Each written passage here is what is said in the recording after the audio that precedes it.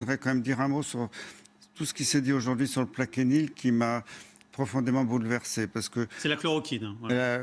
c'est l'hydroxychloroquine, mais voilà, ou chloroquine si vous voulez.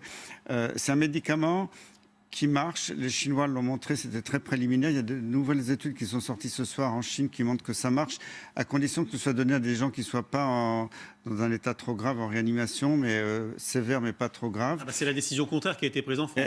J'étais estomaqué ce soir, parce que moi j'ai présidé la commission du Haut Conseil de la Santé publique pendant des années, et j'ai vu mes collègues ce soir prendre une décision, dire on ne donne pas l'hydroxychloroquine, ou on la donne aux gens qui ont des formes très sévères. Et c'est l'inverse. Les Chinois nous disent l'inverse. Si on donne ce médicament à des gens qui sont en réanimation en train d'asphyxier, c'est trop tard.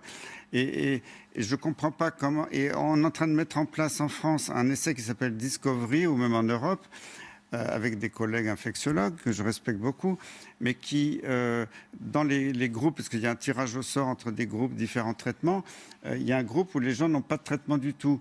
Et ça, je trouve ça d'un point de vue éthique inacceptable. Je comprends tout à fait les tirages au sort, les placebos, l'absence de traitement dans certains cas quand on a le temps.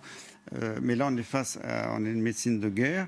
Il y a des gens qui vont mourir dans les jours qui viennent, et leur proposer de signer un papier en disant vous avez peut-être une chance de ne pas être traité. Je suis très choqué. Honnêtement, je ne comprends pas comment les autorités suivent ces recommandations, alors qu'on sait que le plaquenil marche. Maintenant, on commence à avoir de plus en plus d'évidence de par le monde. D'un moment.